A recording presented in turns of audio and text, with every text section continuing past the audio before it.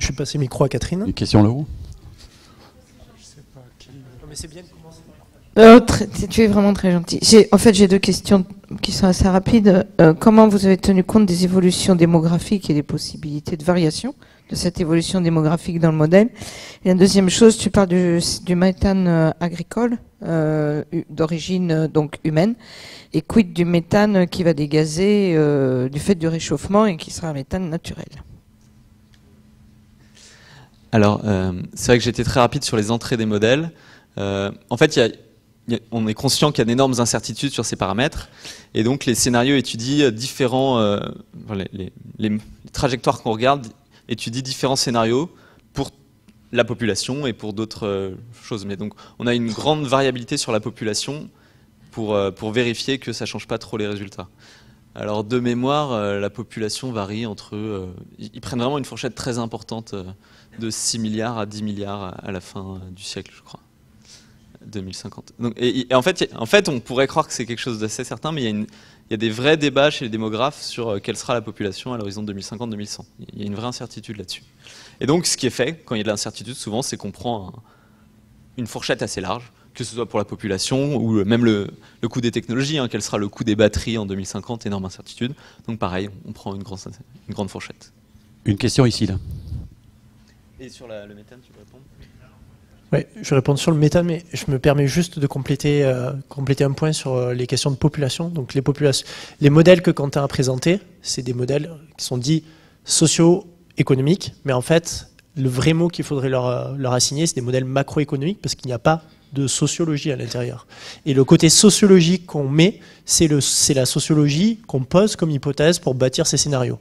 Et par exemple, pour l'archétype qui est dit P1 ou Low Energy Demand, ou le scénario le plus strict en termes d'abattement d'émissions, c'est un scénario qui vise à une éducation très importante de la population, qui fait qu'on arrive à un pic de population mondiale autour de 2050-2060, puis une réduction de la population mondiale en fin de siècle.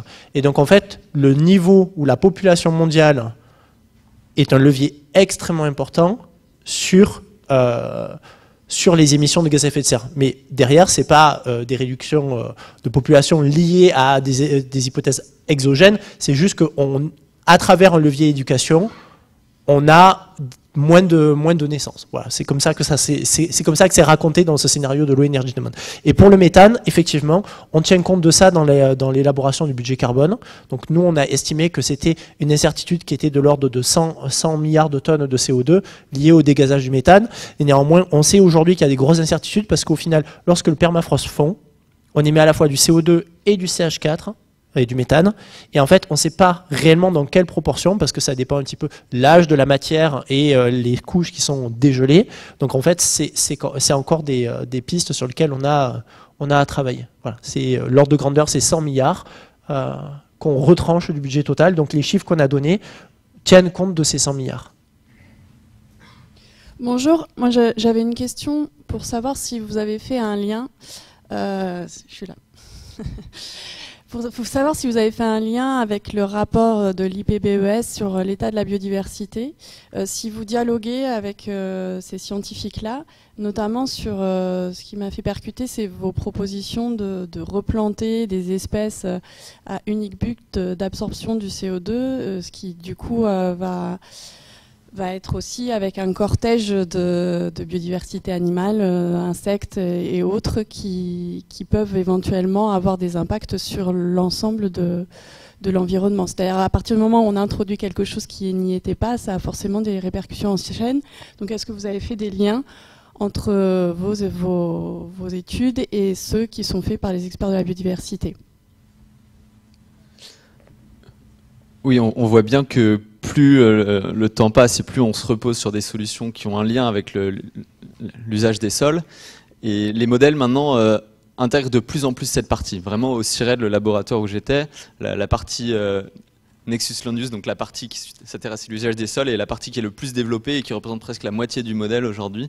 Donc c'est vraiment quelque chose sur lequel on travaille beaucoup, on est conscient de ces choses. Il y a des dialogues qui sont faits, alors qui sont jamais parfaits, mais on essaie de dialoguer au maximum. J'y vais. Moi, j'aurais une question aussi sur les entrées du modèle socio- ou macroéconomique. Donc, est-ce que vous tenez compte des limites des ressources, par exemple en cuivre? Parce que pour électrification et émissions négatives dans Eden, il y a quand même besoin de ressources. Et est-ce que vous en tenez compte? Et j'aurais une autre question sur la trajectoire P1. Qu'est-ce qu'elle dit sur, si j'ai bien compris, le PIB est un paramètre de sortie du modèle? Qu'est-ce qu'elle dit sur le PIB? Est-ce qu'il est toujours croissant ou est-ce qu'on est en décroissance?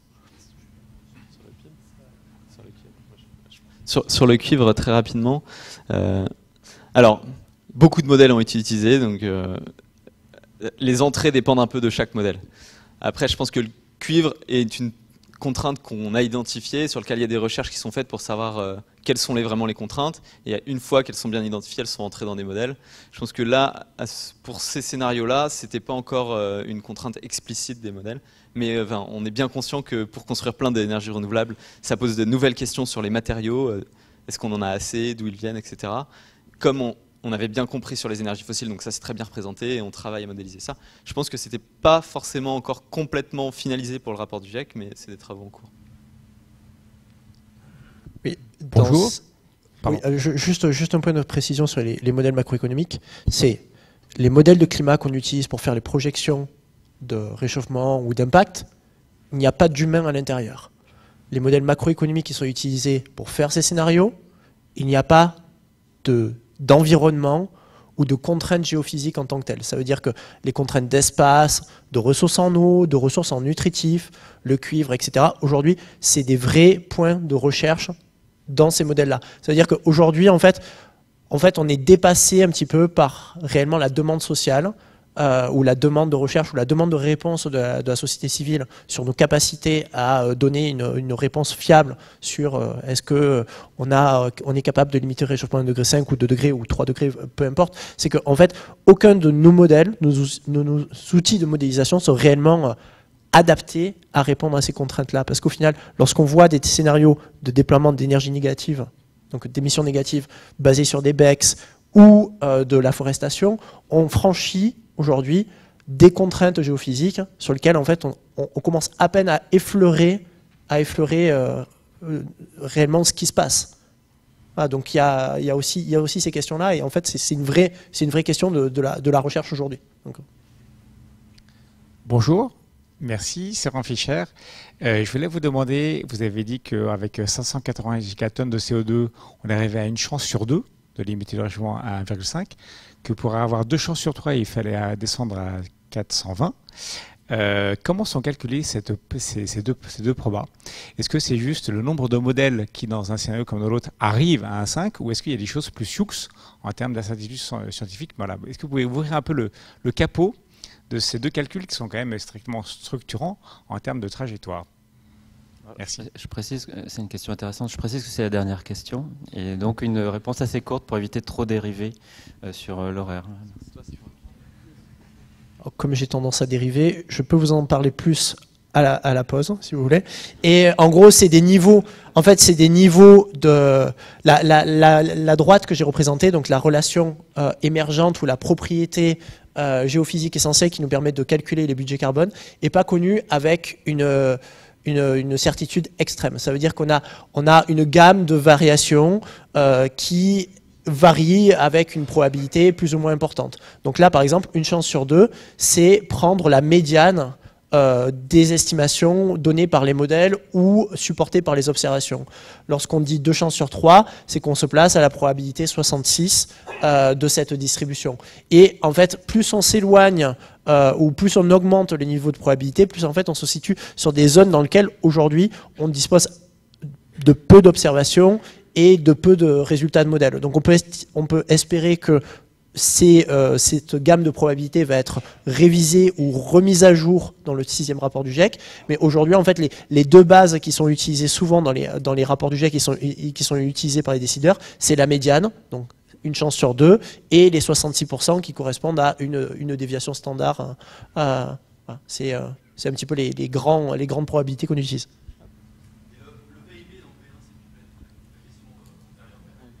Ça croît. En fait, il y a eu un rapport spécial du GIEC édité en 2000 qui est sur les scénarios donc c'est le stress, emission scénario. Ah oui, il y a eu un rapport spécial du GIEC édité en 2000 sur l'élaboration de ces trajectoires d'émissions. Et en fait, le paradigme qui est utilisé dans ces modèles macroéconomiques, c'est des modèles qui sont croissantistes. Ça veut dire, c'est encore pour ça que ces scénarios ne traitent qu'un univers, qu'un ensemble des possibles. C'est un ensemble d'opportunités. On n'a pas tous les scénarios possibles, on n'a pas de scénario de crise, on n'a pas de scénario de décroissance, on n'a pas de scénario d'accroissance. Les hypothèses sont toujours les mêmes que celles présentées très clairement dans le rapport spécial sur les scénarios d'émissions, donc édité en 2000 par le GIEC. C'est des scénarios qui visent une croissance du PIB. Par contre, clairement, entre le P1 et le P4, l'évolution du PIB est beaucoup plus importante dans le P4 que dans le P1. Mais c'est des scénarios de développement durable, donc des scénarios dans lesquels il y a du développement et donc le PIB mondial augmente.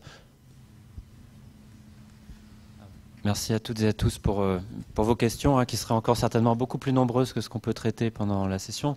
Merci à Roland et à Quentin qui je pense, ont beaucoup passionné l'auditoire.